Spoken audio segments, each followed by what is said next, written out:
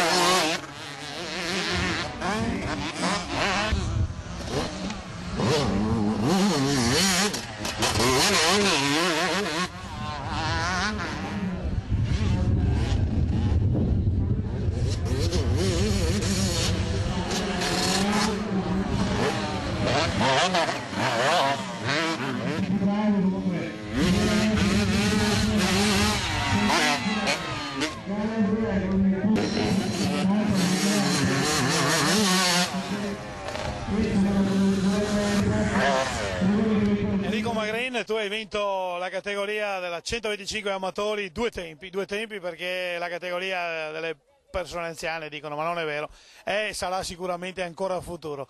A chi dedichi questa vittoria e cosa sarà per te il 2009? Allora, questa vittoria la dedico a mia moglie perché ha avuto tanta pazienza a lasciarmi andare in moto, e poi un ringraziamento a Renzo Bisinella, che non so dove sia, perché mi ha preparato lui la moto. Se non ci fosse stato lui non avrei vinto di sicuro, perché a me aggiustare le moto non mi piace.